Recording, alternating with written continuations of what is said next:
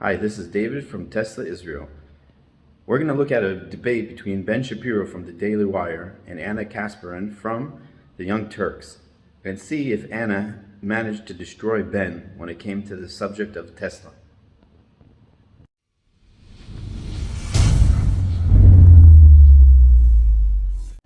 So we're going to go over a small part of the debate, and I'll link to the full debate below.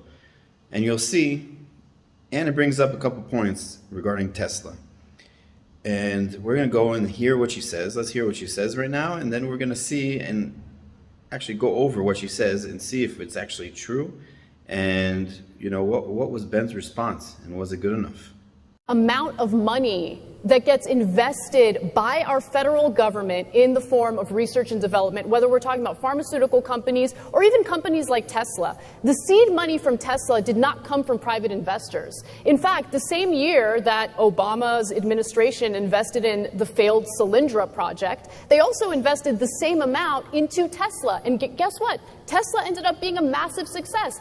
The only downside to it, though, is that now you have Elon Musk, who's whining and crying about having to pay his fair share of taxes,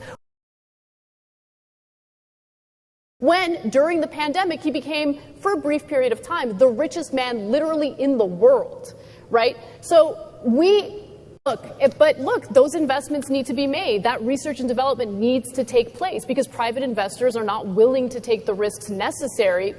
It's true. That is fundamentally untrue. The federal government's research and development is what led to the internet. It's a huge part of it.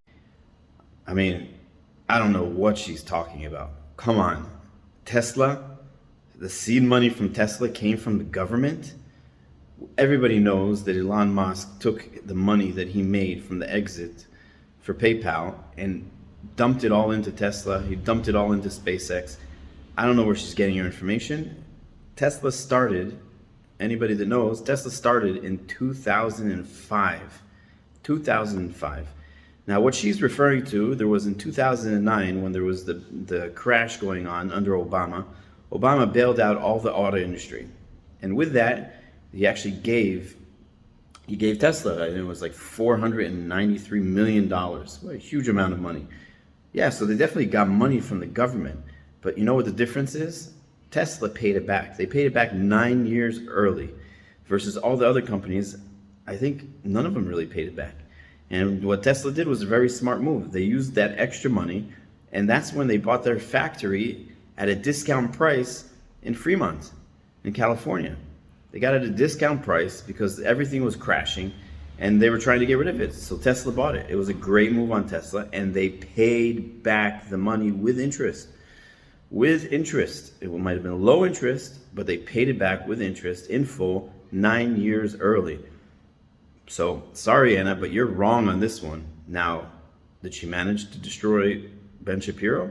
Let's see Ben's response and see if it kind of fits the real narrative, the true narrative.